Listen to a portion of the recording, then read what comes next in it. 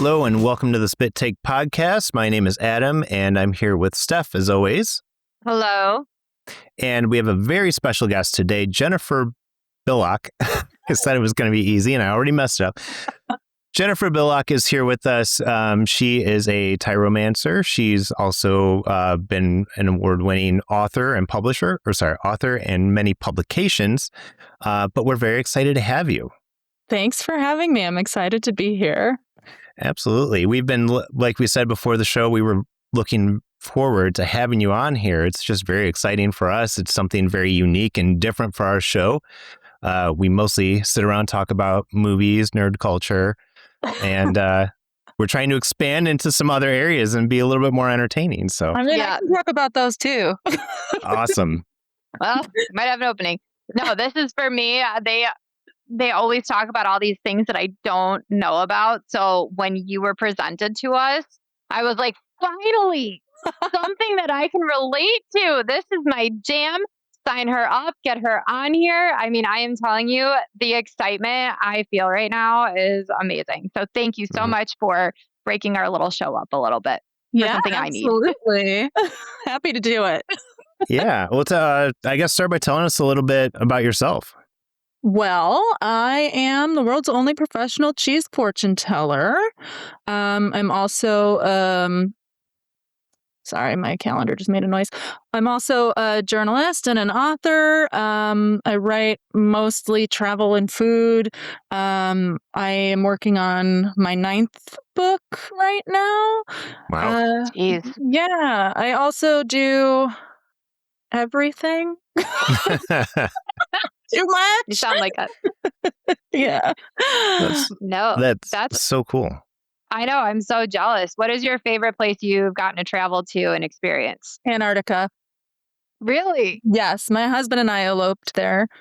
Oh, wow. I love that. Okay. Well, that makes sense. Yeah. I wrote about it for Travel and Leisure. So it's my favorite story. We're actually getting interviewed for, I don't know if I'm allowed to share this, but we're getting interviewed for Viking Cruises internal television show. Wow. Our trip. So excited. Okay, That's so you're a big deal. That's what you're telling us. Got it. Thinks I'm famous. So you're like living the dream then. You're writing about your adventures, you're having adventures, you're doing all sorts of stuff. I mean, that's amazing. Yeah, but there's still stuff that sucks. I still have to do things I don't want to do. There's laundry. deadlines and stuff. Yeah.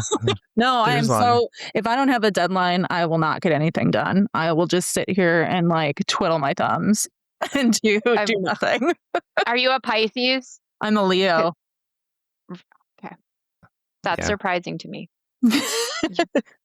I figured I'm a Pisces and you just described me where I'm like, I don't want to go do it. It's fine. Well, I also just described every writer on the planet. So fair. Yeah. See, I'm a Virgo and I match it pretty much 100%. I have to have my checklist and I have to cross things out. It's the most satisfying thing to me in the world. And I was told that's a very Virgo thing. I hate confrontation. I'm very much in that side, but then again, when I say I hate confrontation, who likes confrontation? There's not many. So I was I do. I mean, I love okay, so maybe not. I was like, but as I'm older, I was aside from the Real Housewives, but I guess I'm wrong. I don't know. But well, maybe that's just we're female. Yeah. I mean, there's a difference between confrontation and setting boundaries, and that's what I think people forget. So sometimes setting boundaries can come across as confrontational when it's not. It's just that other person is an idiot. Mm-hmm. That's true. I really give a good impression of myself on these podcasts. Hey, I love it. You're in the right group. I'm just telling you right now. Mm-hmm. We're very much that's us. I'm like, no, they're an idiot. Yeah. Sorry. Explanation. We've said it many times on this show about people. So. And to each other. Yeah, and to each other. Siblings, I get it. Yeah. Growing up together, it happens all the time. Mm-hmm. My friend was telling me that she was stressed out because her kids were fighting, and she's telling me all the things that they're doing, and I'm like, this is normal. Mm-hmm. This is what my siblings and I did. We actually, so our sister-in-law, so there's 4 of us, our sister-in-law is an only child, and she I'll never forget. We were all sitting around. We were bickering about something, as siblings do. We're all fighting and going at it. I mean, this was probably like 5 years ago, too. And so we're all older. And she just stops and she goes, "Gosh, I'm so glad I never had siblings." And all four of us, our heads turned and we're like, "Whoop." I love it. Yeah. I Yeah. think it's great. And I do like such a like typical sibling. I mailed my I mailed my brother a piece of heart-shaped stationery, and all it said on it was, "You were adopted." Oh, yeah. Well, so Steph's my older sister, and she used to, I mean, and as older sisters do, they try to convince you all these things that are not true. And, Oh, younger you know, sisters do that too. yeah. Well, at one point, our brother, he got bit in the ear by our dog when we were younger. And I just remember, I'm just like, oh, my parents took him to the ER and I'm like worried about him and stuff. And she comes in, she's like, yeah. She's like, well, I heard from them, they had to take his ear, so he's not going to have an ear anymore. And I was like freaking out over it. And but we love it. We're a very close knit family. So Good. I don't recall this story at all. And well, it traumatized me.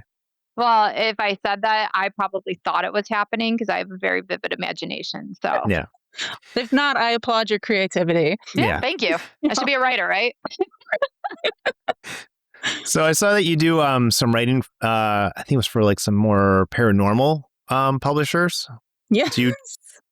Yeah. So I have a book, Ghosts of Michigan's Upper Peninsula. Mhm. And then I've done articles about like haunted places and like what did I do? I interviewed one of the guys from Ghost Hunters.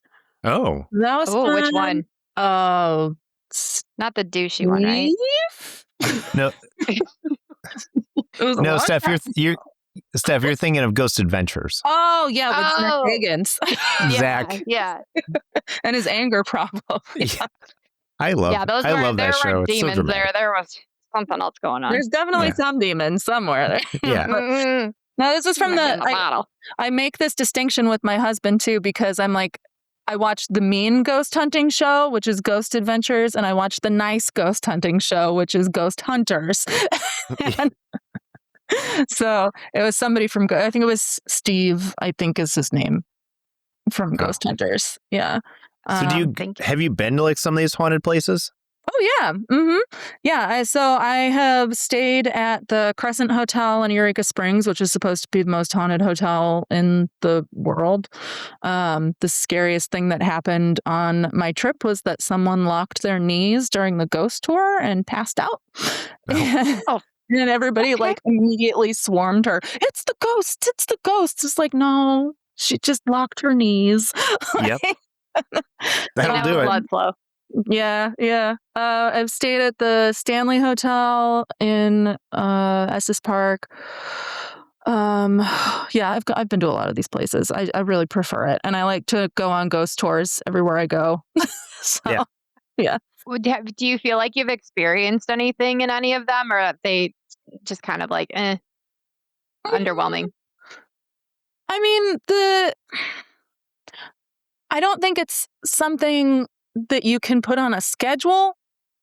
So, Right. like, if you're going to experience something, it's not like, all right, the ghost is like, all right, it's time for the tour. Let's jump out. But Right. yeah, so I mean, yes and no. I did a ghost tour in New Orleans, and I caught a really spooky picture of like a face of like an old soldier, it looked like to me, in a window, and there was nothing on the other side of the window. It was like a set of doors that opened into nothing. Oh. Yeah, and then at the Stanley, my friend and I went, and we stayed in one of the haunted rooms, and nothing really happened except we both had horrific nightmares that night, which was really interesting. Yeah. But I used to do a ghost hunting, like I was part of a ghost hunting group, and I would experience things all the time. And I've experienced things just, I grew up in a haunted house. My mom grew up in a haunted house. Like, I feel like there's definitely a hereditary component to the weirdness of my brain. So this all started for you like way, way young, like pretty much born into it, where you just had this extra like sixth sense. Yeah, I've always been like this. So I used to see it's nice because when I was a teenager, I didn't exactly know, like early teens, I didn't really know what was going on. And I would just see like faces kind of floating. And I was just like, well, I think I'm schizophrenic now.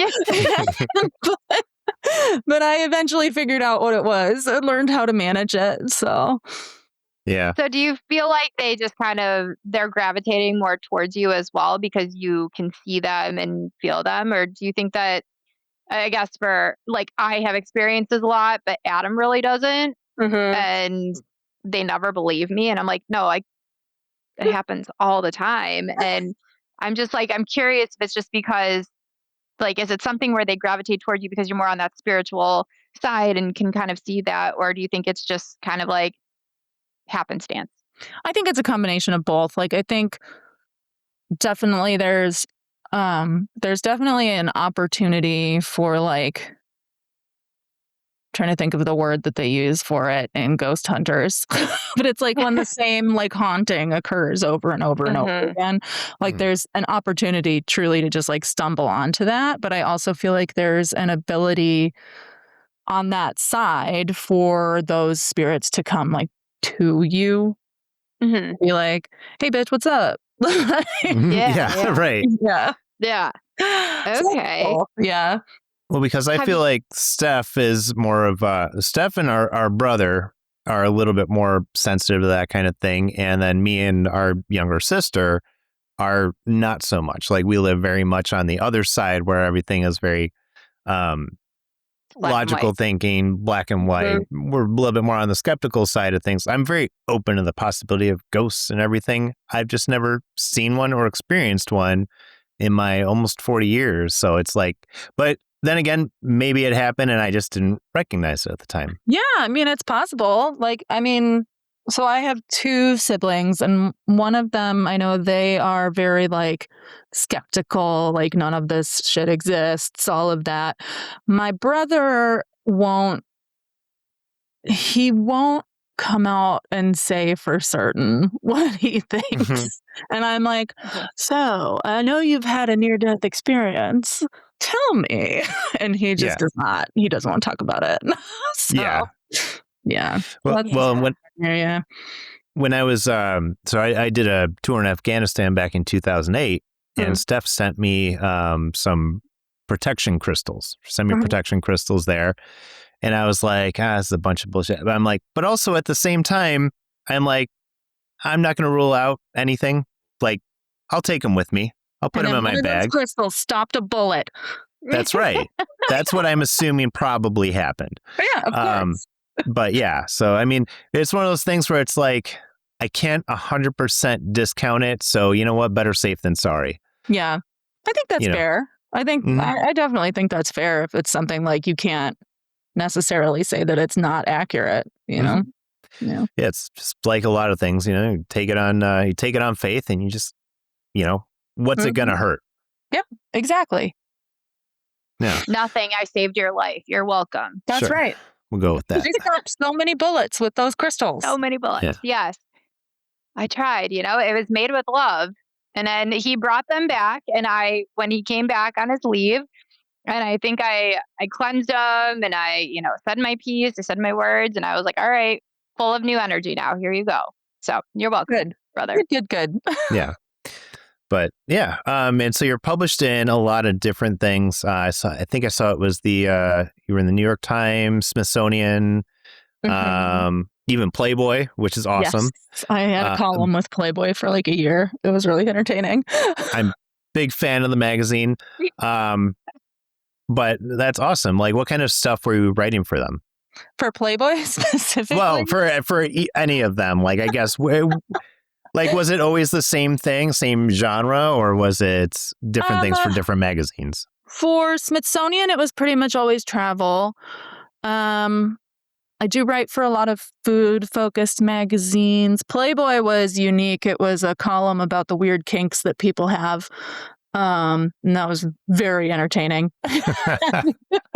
Wait, now I want to go back and read them all. I'm curious. Yeah, I wish they like revamped their website and removed almost all of them. Oh, which is unfortunate. And then New York Times, I've done culture pieces, I've done travel, I've done like outdoor adventure type stuff. So it really runs the gamut. I write about things that I find interesting and I get bored easy. So I respect that though. You're not pigeonholing yourself into one thing. You're like, this is what I want to write about today. This is what I'm going to write about. And it's like you can always change it up so people aren't expecting, a lot of writers, they only write about one thing for their magazine, and it's like after a while you have to be bored of that. So I actually applaud you for being able to do that. Thank you. And that is a constant discussion in the writing world is, do you specialize or are you a generalist? And half the time, more than half the time, people are like, you need to be a specialist. And I'm like, if I were a specialist, I would lose my mind. Like, this is not what I want to do. Well, it's like you take Stephen King. He's known for his horror, but he also used to write under his pseudonym, a lot more sci-fi type stuff. Like he wrote The Running Man. So, he did it under a different name because he wanted different things associated with different names. But, obviously we love his horror stuff. We talked about the new It show on here pretty much every week. It was so good. So good. And I'm terrified of clowns. Terrified. So for me to watch it. It was good. We, my husband and I last year went to a stage performance of Misery. Oh, really? Amazing. I absolutely loved it. I keep saying like, that's one of the movies I have on my watch list. And every time it comes on, I don't watch it. And then it leaves the streaming channel when I finally sit down to actually watch it. Yeah. I mean, obviously everybody knows the premise. It's been parodied in so many different shows and movies and everything, but tough to beat James Caan and Kathy Bates. Yeah, that's true. It's a good pair right there. But yeah, no, we were huge fans of the new It movie or new It show. Very. The first episode was very graphic. It was intense. That's for sure. I don't want to give anything away, but it was very graphic. So. Yeah. It was so much that I was like, I don't know if I can continue to watch this. Same. And then I was like, I know I love it so much, so I will just give the second episode a chance. And then I was hooked. Yeah. Did you cry in the last episode though? No, I didn't. Sobbing. I was like, he's with his parent. Yeah. I was like, what was the kid's name? Richie. My husband did. I'm pretty sure. But I was just like, that's so, I thought it was the greatest scene when he went running by Pennywise and flipped him the bird. Oh, yeah, so that great. was awesome. I loved when Pennywise is like leading the kids and he's got his little tuba or whatever. And he's like, boom, boom, boom, boom. That was amazing. Well, nightmares about that, I'm not going to lie. And then when he's frozen, just about to eat the general's head. Yeah. He's just there. And I'm like, no. They had such an opportunity there for the general to reach out and go boop to his nose. It's just it was such a crazy show. Yeah. I'm going to start my own. You should. I support it. I mean, listen, I think they were renewed for 3 more seasons or something like that? Yeah. And every season goes further back in time. It's a really cool premise. Yeah, I really like the whole idea of that he lives outside of time. So in any of these seasons, there's still an element of danger to the people because we don't know. You know, he could change things in the way it worked out. So exactly. And then we get a new movie. It's genius. Genius for money. Just keep making these movies. I mean, hey. Yeah, and I think Stephen it was King needs more money. It's fine. Of course. Don't. Don't. I don't know what I was gonna say. Yeah. Well, and it was done by Andy Muschietti, who I don't know if that's how you pronounce his last name, but close enough. But he also did the Chucky series on Sci-Fi, which was amazing. I loved that show. It was so good, and I was so mad when they canceled it after season 3. So mad. Yeah. But Chucky never dies. There's more movies that they're planning. It's just like it left it at such a cliffhanger. Yeah. And I was just like, oh, I hate when they do that. It's like, I'm so invested in these characters. I want to know what happens to them. but they've never left a loose end in the Chucky universe, which is what makes me happy. Even in the movies, when they leave some kind of like, what happened to this person? Where did this all go? It comes back in some type of, either movie or show later, and you get to see what happened to them or like see them live out their lives. So it's, it was fun. I liked it, but I think he's killing it with those shows right now. Like, he just Can we knows just what say he's his doing. last name is Machete? Because I think that Machete. sounds. Yeah, That's probably how you pronounce it. I hope It's so. like, it's a very Italian name. It's like Musciatt. Yeah. It's Something Machete. like that. We've just renamed him. Machete. Yeah, Machete. Andy It's Machete. fine. That works for me. So how'd you get into tiromancy? Well, I have been doing divination since I was little with like sticks and rocks and all sorts of things, anything I could find. And during COVID, I got bored. So I Googled weird ways to tell fortunes with food. And I found tiromancy, and I was like, I love cheese and I love divination. This seems perfect. So I taught myself how to do it, and here we are. Well, there you go. COVID changed us all. That's right. Some of us watched The Tiger King. Some of us learned how to do divination with cheese. Oh, I did both. Like we can. I did both. Yeah. Yeah.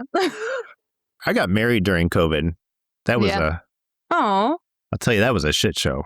Yeah. Because we had our wedding was planned, like, because we had booked our venue in September of 2019. I think we had already booked it, like had it been like October or something. Right after we got engaged, like within 2 weeks, my wife already had put the deposit down on a venue. We had started arranging everything. We were on track. A few months later, they shut down. It was like, it's a couple of weeks. Okay, no problem. We can survive a couple of weeks. Month goes by. Now we're like, we need to start talking about what we're going to do. 2 months goes by. It's like, all right, I think it's time to cancel this. And so we canceled we got our deposit back, which was great. We ended up throwing a small wedding in our friend's backyard with 50 of our closest friends. And minus you, because you were dating that douchebag who said he had COVID, which I'm pretty sure was lying. But in any case, we threw a nice little backyard wedding, and it was a ton of fun. I will say we had such a great time. You're always kind of like, I wish we had done the big thing, but at the same time, you work with what you got, and we did have fun, but it was not what we had planned on. And then we ended up going to Gatlinburg, Tennessee, instead of the Riviera Maya in Cancun. Yeah, and got pregnant a day later. Boy, congratulations. Yeah. No, we did it all. My daughter was born exactly 9 months after our wedding. So that's hysterical. Yeah. So yeah, we were thrilled. It's like, yeah, and I didn't believe her. I was like, 2 weeks after our honeymoon, she's like, oh yeah, she's like, I took a pregnancy test. I'm pregnant, and I'm looking at him like, kind of looks like there might be a line. I don't think so. And then so I just crushed her excitement and didn't realize I did it at the time. And then women, am I right? Yeah. Well, and then she went out and got a digital one that says pregnant on it. So it just said pregnant. She was like, here, deny this, motherfucker. And I'm like, okay. I'm like, okay, fine, you're pregnant. I get it. I'm very excited. Well, that's great. Yeah. So that was COVID for me. That was a lot of fun. I was eating a lot of cheese. Yeah. That's also a good way. I want to know, like, okay, so you taught yourself how to do this, and then were you just like practicing on friends, family, or were you just like, let's do this? Yeah. So I already knew how to read tea leaves and do other forms of divination like that. So it's very similar to that, where you're looking for shapes and patterns.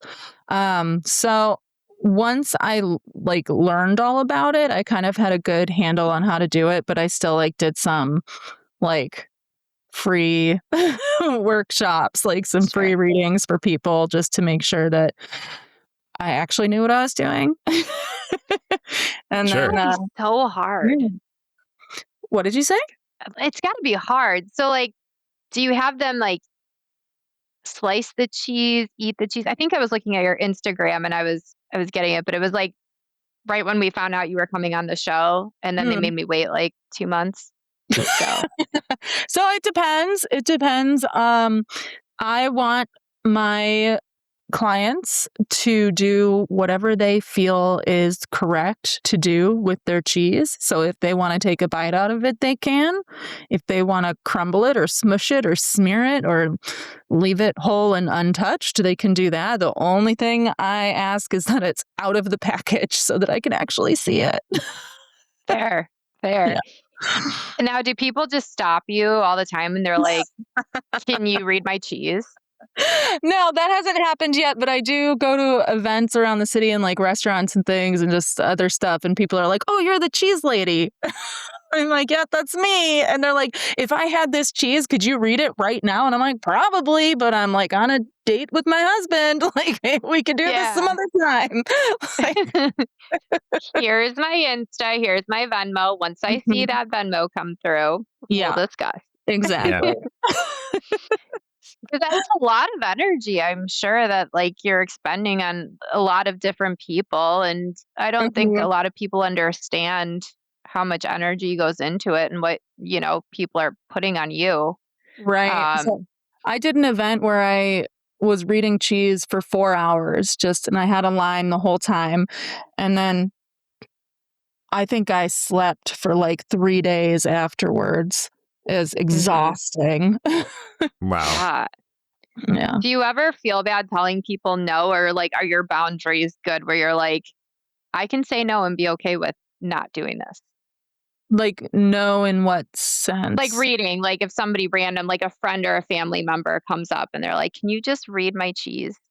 If it's a Sounds so stranger, weird. I'm like, "Yeah, my rates are blah, blah, blah, blah." But if it's my friends, I'm just like, "Sure, that's fine." Like, and that's just You're a like, lot nicer.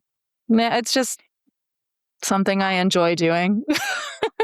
I know. And then one time, like, my friend asked another friend of ours to like appraise something for her from her dead mother, and my friend was like, "Oh, it'll cost this much." And I'm like, "That's kind of shitty." So I don't want to be that person. And it's not, for me, it's like not a boundary setting thing. Like, I feel like I'm setting boundaries where I need to set the boundaries. But if it's my friends or my family, like, I'm happy to help them out if they want to read it. Like, it doesn't matter to me. Now, if they're like, "Let's have a party of like 18 people," then I'm going to be like, "Okay, so we're going to have to charge." Yeah, that's a lot. Now, Adam is a hard one. I obviously believe in the spiritual, supernatural, divination, and everything. Adam is not a believer. What would you say, or how do you think you'd be able to like convince him, I guess? And that might be a really broad question, but I want him to be a believer. I wouldn't say that I'm not a believer. I would say, what's the term they use? Agnostic. I don't think it doesn't exist. I don't know if it does exist. I don't know. I just don't have personal experiences with it. Yeah, I mean, sorry, it's very noisy right now. The mail is here and the dog is barking, and it's all good. Yeah. So I will say that I get a lot of people dragged along by their partner who are very much like, I don't think this is real. But oftentimes when I'm done with their reading, they're like, "Holy shit." It's been changed. So my advice or my suggestion would be to just give it a chance. And especially with the cheese, like, what worst case scenario is you listen to someone blabber for 5 minutes and then you get to eat cheese. Like, it doesn't really seem problematic to me. It's win-win. Win. Yeah. Yeah, as long as you're not lactose intolerant, it's fine. But I can also read even if you are. What was that? No. I said I can also read vegan cheese and candy and bread and soup and wine and beer and all sorts of things. So. Oh my God, that's insane. Good for you. Thanks. It's fun. It's entertaining. I enjoy it. Do you sell cheese as well with your business? No. That's like a lot of expense I don't want to deal with. Sure. I partner with cheese shops. Yeah. Okay. I partner with cheese shops. So for like my in-person sessions, people meet me at the cheese shop. And then the cheese shop supplies the cheese, but for virtual sessions, I just have the person I'm reading for, send me pictures of cheese that they've gotten for themselves beforehand. Okay. Yeah. See, it's crazy because my wife does not like cheese at all. She's like the first person I've ever met who does not like cheese. I don't know what I'm doing with her anymore, but You've made a terrible mistake. Where are your protection crystals? Right. Well, because she'll watch me go into the fridge, take a brick of cheese out, and just take a bite out of that hunk of cheese, and she's like, "That's disgusting." And I'm like, "No, it's cheese. It's delicious on everything." And she's disgustingly delicious. She doesn't like avoid it, but she likes it mixed into things. She'll put like Parmesan in soup. She'll do stuff like that, but she's not like the kind of person who's like, "Oh man, I could really go for some cheese right now." Oh, Like, How did I not know this until now? It's very strange. I'm very much judging her. We are pretty much opposites, but we do well together.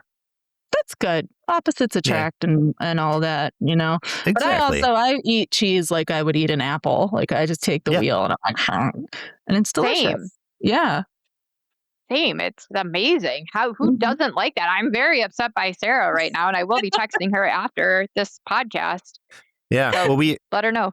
Well, so like back a while back, I used to just make like ramen noodles, and like I would drain all the water out, not put any of the seasoning in, and I would just pour Parmesan cheese all over it and mix it up, and like that was dinner for me sometimes. Cheesy noodles.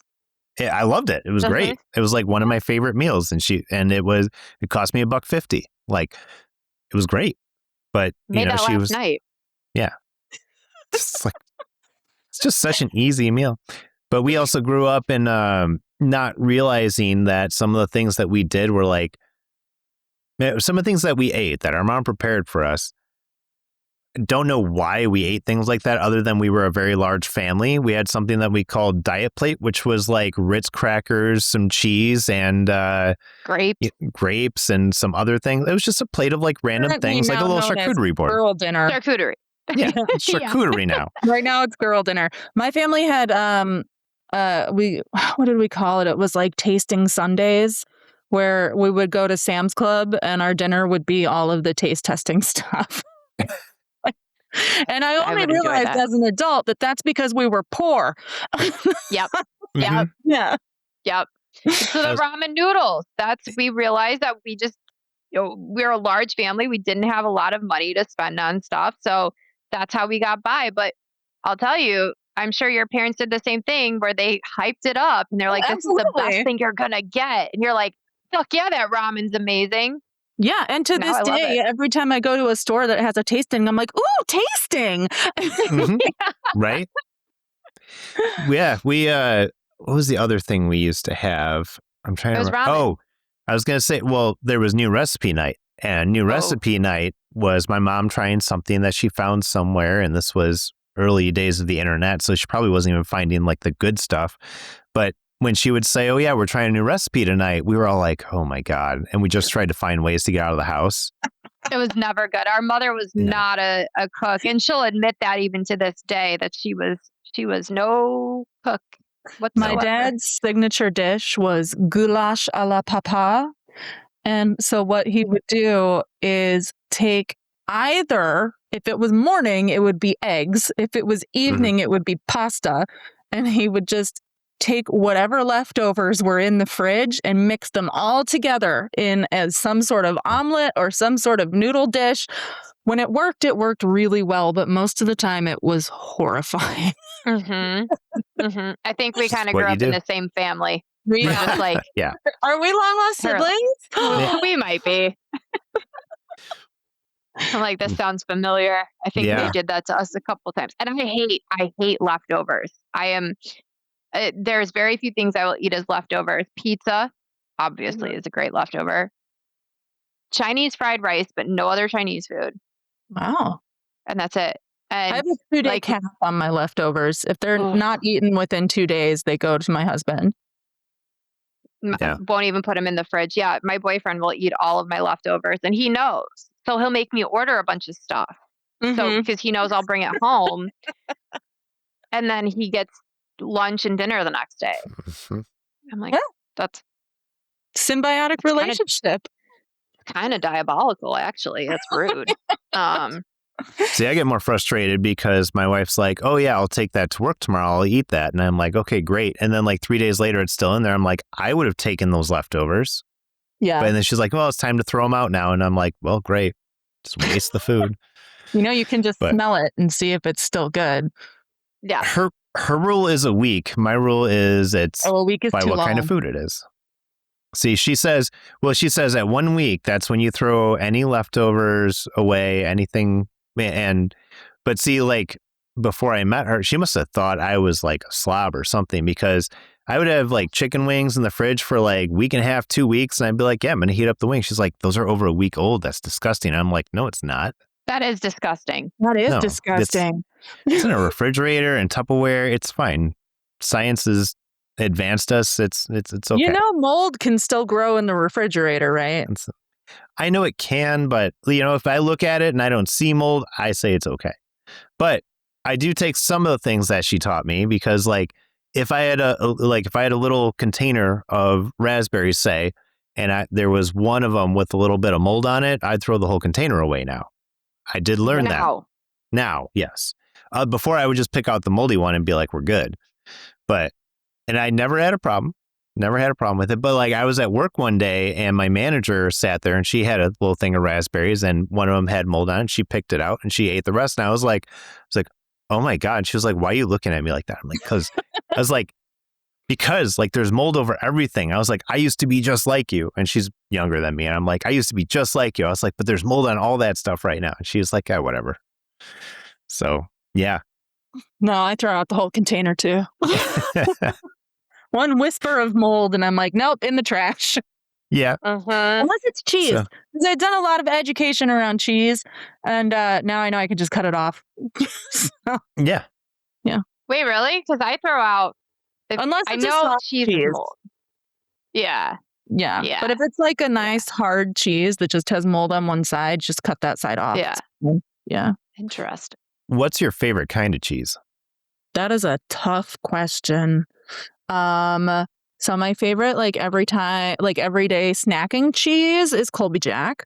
My favorite soft cheese is called Creamy Sexy Mushroom, and it's a triple cream cheese with a medley of forest mushrooms in it. There are 2 blue cheeses that I like, and only 2. One is called Smoky Blue, and I like it because it tastes like bacon. And the other is called the Blue Jay, and I like it because it just doesn't taste like blue cheese to me. But I'm kind of on a kick right now of having this cheese called Tête de Moine. And what they do is they take the wheel of cheese and they set it on the spinny thing, and then they run a blade around it, and it turns into these really beautiful florets. And they're it's really entertaining to eat. It's really delicious. Okay. It's like a snack and a show. Exactly. Yeah. That's fair. Wow. Where do they sell that? Here in Chicago, they sell it at Beautiful Rind, which is the cheese shop I go to. But I think I've never seen it at Whole Foods because I don't think they have the twirly thing. I think it's just specialty cheese shops may be more likely to have it. Wait, I'm looking up Beautiful Rind because I want to see where in. She's in the city too, so yeah. I'm in the north, way north suburbs. Yeah. Wait, okay, where are you guys? I'm in Lakeview, so I'm right next to Wrigley Field, basically. Okay, I'm in Portage Park. Okay. Yep. And I'm up in Lindenhurst, like 30 minutes west of Gurnee. My siblings live in Lindenhurst. Really? And my family lives in the Gurnee area. I'm originally from the south side, but went to school and everything up in Gurnee, and then moved back to the city after. Oh. Don't by chance know the Riders, do you? Like Nick Ryder? Like Ryder? Yeah, I know Nick. Yeah, his brother, I think. That's so funny. Yeah. My world just happened. Yep. Yeah, no, my wife was actually roommates with them when I met her. Oh, really? Who's your wife? So, Sarah Stoker. Sarah Krause now, but Sarah Stoker. Okay. Yeah. Do you know her? I've met her. Probably. But yeah, no, I actually I go work out at their house every like just about every other day because they got a little gym in their garage. But nicest guys ever. They'll give you the shirt off their back. Oh yeah, absolutely. But yeah, so that's funny. Yeah, funny small world. Yeah. Cool. Well, I was like, beautiful rind. I know this one. Yeah, they're in Logan. Yeah, I love Logan. They have cute places. Yeah, and there's a new cheese shop too in the West Loop called Cheese and Board. And okay. Yeah, I stopped in there. It's really small, but the owner's super, super nice. Yeah, so if you get a chance to check it out, they've got a good selection. Okay. I mostly go to Aldi to get my cheese, but so do most people. we don't have a lot of cheese shops up here though. I don't really have a lot of grocery stores. No cheese shops up there. All you can get you can get cheese from the grocery store, or there is up in Antioch. There's a meat market. I wish I could remember the name of it, like Country Oak Farms or some bullshit like that. Yeah. Sounds familiar. Yeah. It's on 173, I think. I will say, so I used to work in the office building above Ogilvy Station, and every Wednesday the Amish market would come, and they had some cheeses there that were so good. There was this jalapeno cheese they had every week. I would buy it, and I would go down there and I'd buy the cheese. I think it was like $6-7 for little pound of cheese, and I would just have it upstairs. And it was like the thing I would do is I would just take a bite out of that cheese. And Stamper Cheese Company does deliveries in the city and in the suburbs. Stamper? Mm-hmm. Take a note of that, Stamper. You had this amazing cheese and you never brought it home to share with your favorite sister. It never made it home. Yeah, that's probably true. Yeah, no, it was so good. And the Amish know how to make some cheese, I'll tell you that. Yeah, they do. And peanut butter. Yeah. Well, I was getting, was it scorpion pepper cheese from Aldi, and they stopped selling it. And I was so mad because I was making these grilled cheeses with the scorpion pepper, and they were so good. I got like some nice sourdough bread, and I put it on there. They were like the best grilled cheese sandwiches I've ever had. But they stopped selling it. So I love spicy. Good. I'm like, ooh. I think mild salsa is spicy. No. Oh no. Okay, don't go to El Tapatio off of Ashland. It's my favorite Mexican restaurant if you haven't been there. Really? I've been wanting to go there for so long. No. Literally the best Mexican food you will have in the city and a great price point, but their salsa has a kick to it. So, okay. Well, maybe I just won't eat their salsa. Yeah. Yeah, don't eat the salsa, but everything else is like chef's kiss. Their margaritas are amazing. They have this cava margarita that I just get a picture of and like black out on the patio because they have a cute patio. Yeah, their patio is super cute. Yeah. We're just going to have to meet up now that we know that we're like neighbors. Definitely. Yeah. We're not weirdos, I promise. I mean, maybe a little bit, but... No, I believe you. We're a lot of fun. We're a lot of fun. Mutual friends, right? We do. Yeah. That is such a small, random world. Yeah. So like, well, when you said you were from Gurnee, I was like, everybody from Gurnee knows the Riders. It's true. Yeah, they get around. My people usually know my brother, so... Yeah, my wife was like in school with, didn't like knew them, but wasn't like friends with them in like high school and everything. But that was one thing she always told me. She's like, everybody knows them, and I'm like, yeah, that's fair. Yeah, that's true. It's hard, in this area, anyways. Yeah. Oh, Nick, DJ Bubbles at Fog Cutter. Yep. Well, so Fog Cutter is where I met my wife. That's where my brother met his wife. Really? Yes. That's awesome. It's a magical place. So do you know, when did you go to Fog Cutter? Did you frequent it? Yeah, back when, I want to say I started going there in like 2017, probably like 2017 through like 2020, like before I had kids, basically. Okay. Yeah, we used to go there a lot. And then we still get breakfast from there once in a while. And their breakfast is so good. It's amazing. That's so funny. They're making me hungry all the time. Yeah. I tell people all the time, I'm like, listen, you want some really good food? I'm like, go to Fog Cutter. And they're like, you mean that shitty little bar on the corner of 45 and Grand? I'm like, yes, go to the Fog Cutter. Andy went to the Cordon Bleu. Like, he's classically trained. He's amazing. Andy's great. Yeah. Every time I see him, I walk in and he just pours me a drink. He's like, here you go. I'm like, great. He's wonderful. He's wonderful. Did you ever meet a short, petite girl with curly hair named Erin Fahrenbach? No, I don't think I did. Okay. That's my sister-in-law. Oh, okay. Yeah. I'm trying to think, like, if I saw her, I'd probably be like, oh yeah, I remember. You probably like, would. We used to go there pretty much every weekend. Like we would go there Friday and Saturday every weekend. We knew everybody, but that's the kind of place where everybody knows everybody. Yeah. That's like, how I would have heard of your wife. Oh yeah, probably. But she was I was a regular definitely there. in the fog cutter crew for quite some time. Yes, probably she was ripped too. shots with her. She used to be a lot of fun. Used to be. She's fun as long as there aren't kids around. Yeah, she tells me all the time because I don't have kids and I'm not married or anything, and she's like, one day I just want to come down to the city, make Adam stay with the kids in the suburbs, and I just want to go out and get drunk. She used to be in the industry too, and I was like, I mean, you're describing every weekend for me. I can make this happen for you. So you just let me know, girl. And she's like, but the recovery would suck. I'm like, well, yeah, but you can stay here and just let Adam take the kids for a couple days. It's fine. That's Then we go out, we get some Bloody Marys, get some El Tapatio, call it a day. I remember my 20th high school reunion.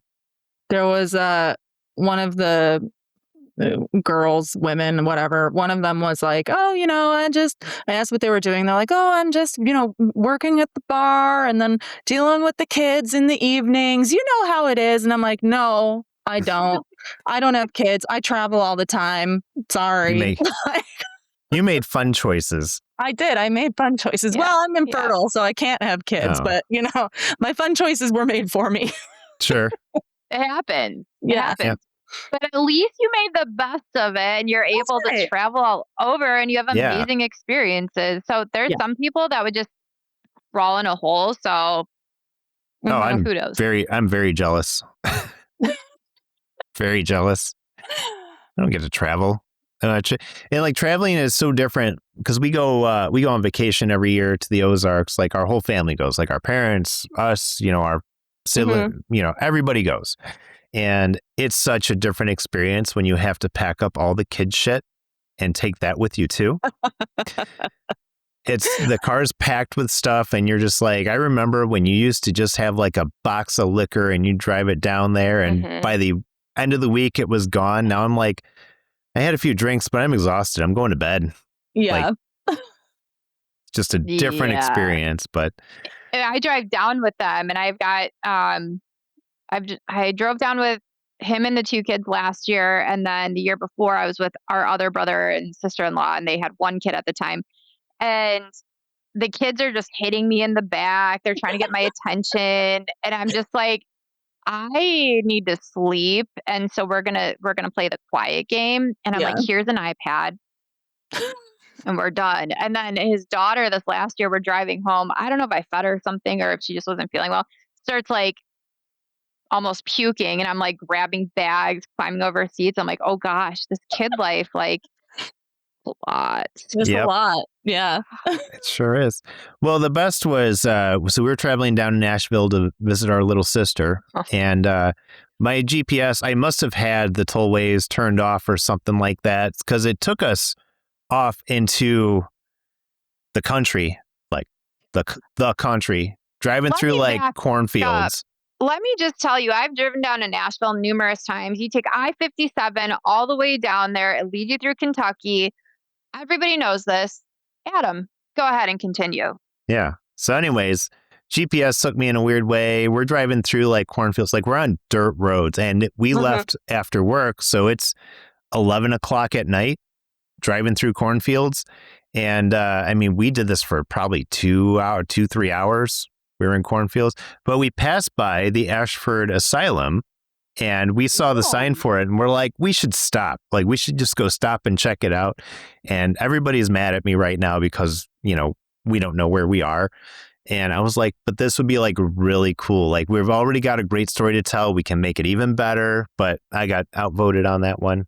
I was on board. You were on board. My wife was not happy and her vote counts for 10. So And she was also pregnant then too, but I didn't know that. No, yeah, you didn't know that at that time. Yeah. But then, so my daughter's sitting in there too, like during this drive, and she's taking her shoe off and she's throwing it behind her at me. So she's hitting me in the back of the head with her shoes.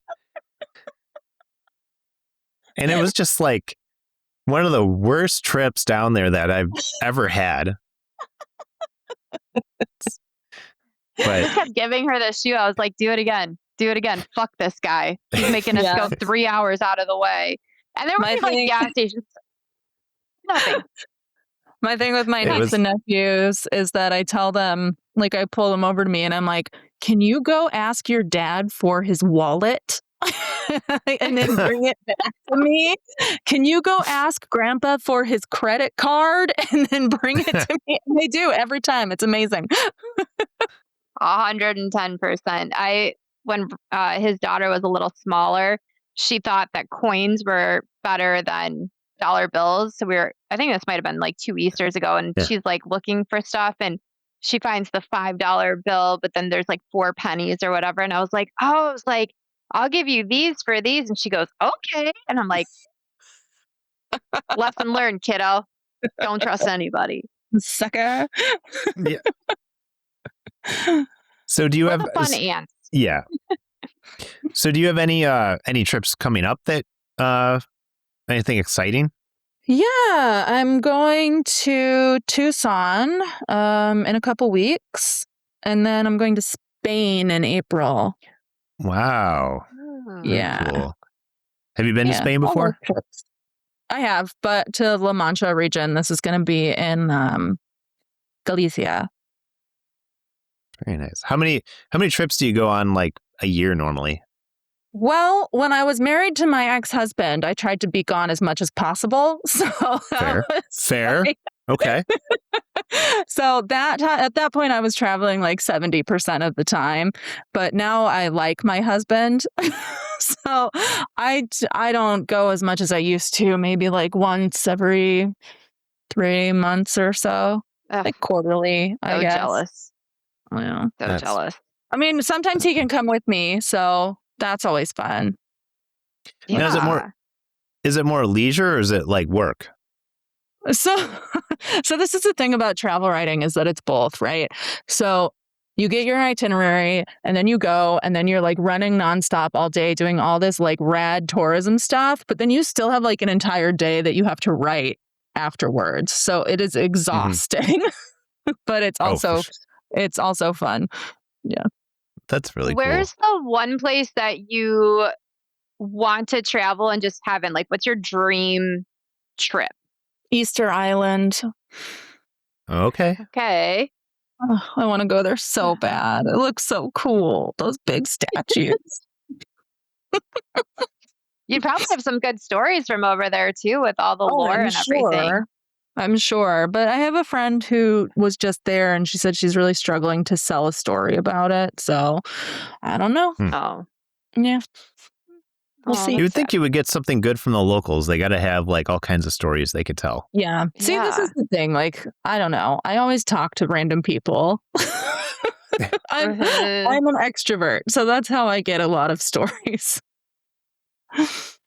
Well, you have that presence where it's people want to tell you their stories, and like I can call that from here. And I feel like me, okay, but I mean, I would meet you and I'd be like, "Let me tell you my whole story. Let me trauma dump onto you," and you'd be like, "God damn it, shut up." People really do that to my husband. He's so sweet and supportive, and like I don't know, people just come up to him and they're like, "I have to talk to you about these things," and I'm so mean. I'm just like, "See you later." Well, I gotta go over here and look at something else. And he's like, "You left me." You have to be somewhat, for me, I have to be somewhat interested in what someone's saying to really give them that time. Like, even like on our show when Steph and Rick would talk about like football, that's like my cue to like zone out or like start looking at something else on my phone. I'm like, I don't care. Yeah. But, then it's like they'll say like some kind of movie name or something. And I'm like, all right, I'm back. What are we talking about? Like, That's my cue. I'm back. And my wife hates it when I talk to my dad because we just talk about movies. Like, when we see each other, we catch up on what we've been watching and we share it. And that's like our thing. And she's like, when the two of you start talking, she's like, I just can't stand it. I have to leave the room. Yeah. I'm like, that's pretty fair. I mean, she'll come up and she's like, fucking nerds. They just won't stop. I mean, she says it more about Adam than my dad, obviously. My dad's a nerd too, but like more about her husband here. And I'm just like, yep, you just let them go. They will talk for hours about TV and movies and whatever else. And Sarah's like, I'm like, well, let's go get a drink. Yeah. Okay. We actually have done that where we were at our cousin's little lake house and Sarah and I went out and we were going to get a bottle of wine. Well, the winery was closed, so we found a dive bar, and we showed up 2 hours later. Our phones weren't working. There was no service. I mean, we were wasted. And I was like, sorry, that's me. Yeah. My problem. Yeah. No they didn't have their phones. We're all calling. We're like, what happened? And they went out to just go grab something to drink, and like 2 hours later, they're not back. So, it happens. Adventures. This is what we do. Sure. We're trying to do adventures here, okay? That's right. So, Jennifer, what's like the top show you're watching right now? Okay. What are you most into? All right. Well, first of all, I'll tell you what I'm most excited about that's coming out is the behind the scenes documentary of America's Next Top Model. But okay. But there's a new show called Suddenly Amish. Yes, right? Okay. I am like I love reality TV. Like the worse the better. I love it. And so in Suddenly Amish, they basically bring in non-Amish people to their Amish lifestyle and basically see if they can make it. And I think somebody almost got kicked off the first episode. The second episode, somebody got chased off a property. Like, oh my God, I love it so much. There's a new episode that I have to watch still. So I was looking last night and I couldn't find the third episode. And I was like, did they not release it yet? Or do I not have whatever program I need? But I was like, I got really into it because I've seen all the ads on like Insta and everything. And I'm like, all right, let's try this. I got so into it. And I'm like, okay, but you chose the worst people for this fucking show. That girl showed up in a tiny little tennis dress. I was like, and the girl with her nails, and she's like, I'm not taking these off. Yeah. Like, oh my God. The girl with the vibrator that just like pulls it out. I'm like, she's Amish. She's crazy. Yeah, that one needs to go. Mm-hmm. And then the main guy who got shunned from his tribe, he's such an asshole. I can't stand him. I know. I'm like, sir, you got shunned and you hide booze in the cornfield and you're yelling at these people? And he's not even upset about it. He's like, here's where I keep the good shit. And then he's like, get off my property. Yeah. He's like, you can't have your hearing aids because they're hooked up to the phone. And I'm like, oh, the show is incredible. It's so good. I'm so glad. It will only be one season and then they will never do it again. No, that Amish community is going to be like, absolutely not. We're not allowing this. I've been going down some TikTok holes with shows that like only made it one season. There were some crazy reality shows that were out there. Yeah. There was one. I just learned about it today. It was called My Husband's Not Gay. And yeah. This is the whole premise of this show is so they're Mormon, right? So they're Mormons and the husbands can be like, it's okay for them to be attracted to males. And there's like different levels, but the whole show follows like these women who are with these guys who are clearly gay, but like because of Mormon religion, they can't actually be gay. So they talk about, how they like the way like these guys look and stuff. And it was some wild stuff. And I don't know how many seasons it actually got, but I learned about this show and it's just hilarious. It's hilarious how many things are out there that they tried. Mm-hmm. What was another one? There was one show, and I can't remember the name of it, but it was some dating show, and they all wore like animal masks. Uh-huh. And I can't remember the name. I know what you're talking about. Yeah. God, what was that? we talked about it like 4 or 5 episodes ago because we were talking about like old 90s TV shows or something like, or 2000s TV shows. But I like don't we know came, what it was called.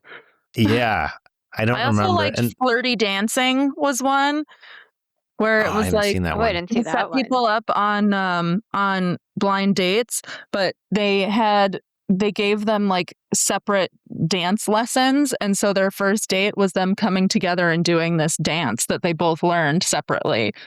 Oh, I would have liked that. Yeah, there was one, and I can't remember the name of it, but it was like a bunch of brides, and they were competing, and like if they won a challenge, the dress.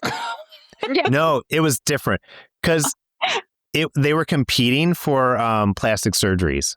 So like if they won a competition, they won a plastic surgery, like a specific one. Like it was one season. I'm trying to remember the name of it, but that was one of those like crazy out there wild shows. That's incredible. That, like, who like thought Extreme of that? Makeover, where they literally just tuck, pull stuff, whatever, and they're like, "You're going to work out, but actually, we're just going to go in and cut it all out." And then these women come out. I mean, imagine the like damage that does to your psyche, right? when all of that is gone. I don't know. Wait, Jennifer, are you watching Traitors? No, but people keep telling me to watch it. Oh, you would love it. It's our If you like favorite reality show. TV. I love reality TV. Okay, I'm gonna watch it. And it's all the worst of the reality TV celebs, the Bravo celebs, are in one place. Oh, amazing. Yeah.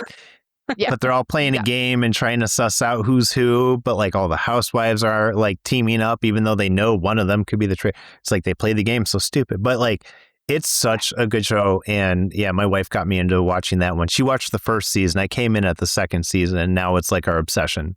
And they just started season. Yeah, they just started season 4 like 2 weeks ago.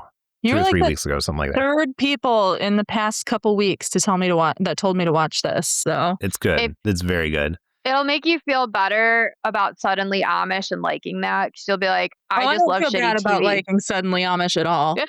I'm very proud of it. Yeah. I'm very mad at myself because I'm like, why am I so intrigued by this? Yeah. And it's because I want to see the destruction the chaos that happens. This is why I watch Love is Blind and Married at First Sight. And I'm always like, my husband doesn't want to watch, but he sits in the room a lot when I watch it, and he gets super catty, and I love it so much. But like, I love watching those shows and being like, I can tell why you haven't been married. Yeah, my wife loves reality TV. I'm not a big fan of reality TV, but same thing. Like I'll be in the room, like scrolling on my phone while she's watching something, and that's how I got into Below Deck, which I love. Oh yeah, Deck. Yeah. Just the original though, with Captain Lee. The other ones, I'm like, I don't care about. I loved Captain Lee. He was like the reason I watched the show. Captain Lee and Kate, the best. Yep. But then every now and then something happens on one of her housewives shows.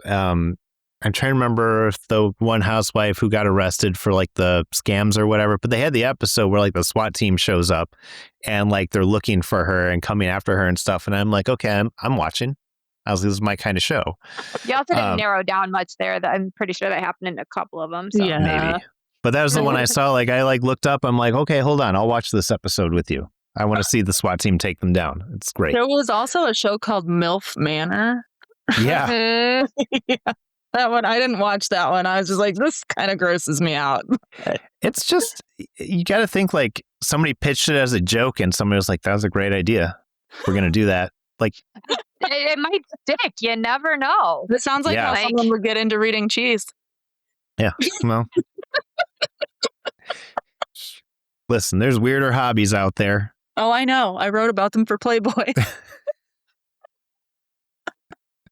Go through my boyfriend like has a bunch of like older Playboys like when it was still print. Do you think that any of your stuff was in print? There was one that was about male erotica writers, but all the other ones were online. Oh, yeah. Interesting. Well, yeah, it's like, if I find it, I'll send it to you. Thanks. Yeah, I mean, you could have gotten into taxidermy or something too. That's, I would have thought that was weirder than reading cheese. Like, I don't know how you sit there and like I'm going to take this dead animal. And I apologize if that's one of the hobbies you picked up during COVID, but It's not, but thank you. yeah. I was like, I'm saying this, and then she's going to be like, actually, that's something I love to do. And I'm like, Yeah. oh. I pulled back my camera and my whole room is full of taxidermied animals. Yeah. I know. I saw Adam's face as he's like saying that, and he's like, "Oh, I think I gotta be safe. I was like, gotta save this." I don't know enough to make this comment yet. And I'm like, but I'm going to finish it. It's fine. Oh, that's great. Well, excellent. Well, I think we're about out of time. So I guess where can people find you? How do they get in contact if they'd like a reading?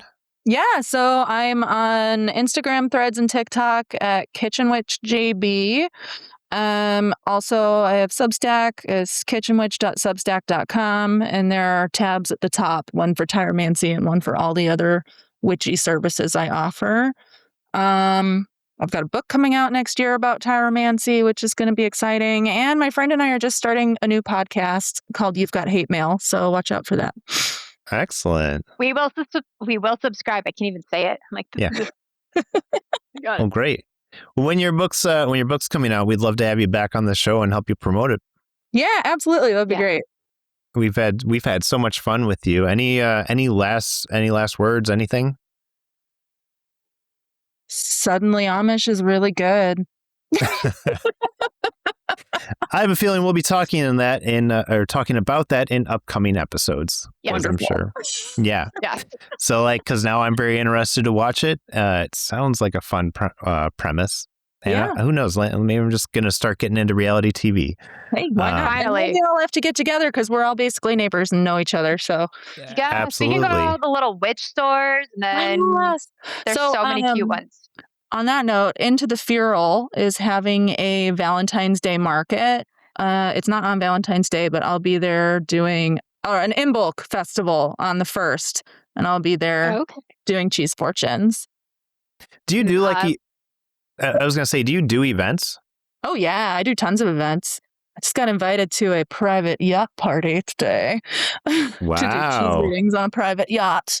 That's pretty. I just did cheese readings for the after party of the Banshee Awards on Sunday.